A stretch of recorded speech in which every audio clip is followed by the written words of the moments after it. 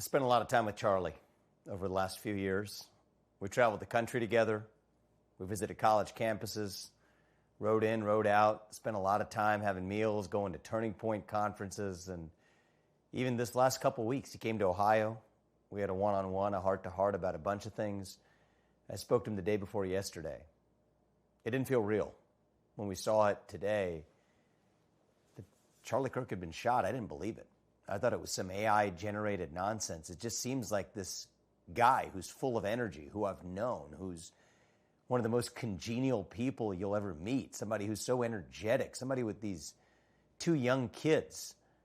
It couldn't have been him. It didn't seem real. And then it hit you that what was supposed to be shocking wasn't actually all that shocking if you've even been listening to Charlie's own message.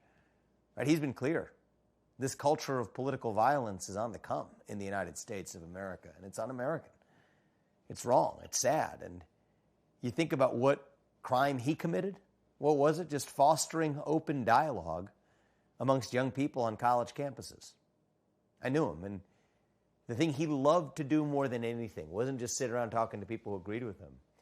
His favorite conversations when we would travel the country would be to those who actually disagreed with him. And he would talk to them peacefully, respectfully, in a way that allowed them to talk out their differences rather than to physically fight them out. And that's the American way of life. That's what this country is all about.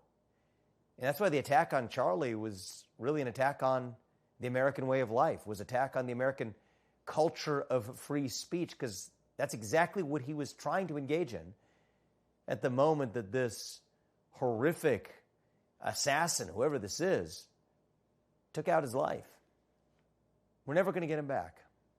But what we can still get back is that spirit of who we are, that kernel of Americanness, the country that allows you to speak your mind in the open without fear of getting shot, without fear of getting locked up by your government. That's what Charlie stood for. And the way we're going to honor his legacy, I hope, is to let this moment be that turning point in our national history where we're done with this culture of political violence, where we're done with this culture of suppressing people through physical intimidation and force. That's not us. I'm still processing what happened. I can't begin to fathom what his family is going through with a 1-year-old, a 3-year-old. Imagine the position that his wife is in right now. I can't even process it. But what I can say is we have a moral duty to do what's right for our country, to do what Charlie did, to actually talk to, with respect, our fellow citizens, to stand firm with our convictions as we do it. And if we do what would make Charlie proud, I think that's exactly what it's going to take to get our country back. We're going to miss you, Charlie. What happened to you was wrong. We're going to make sure, hopefully, your family is well taken care of and your kids grow up in a country that was the very one that you were fighting for. And if we do that, then I know you're going to be looking from above. And I hope you'll be looking from above with pride on what you left behind. Take care, man.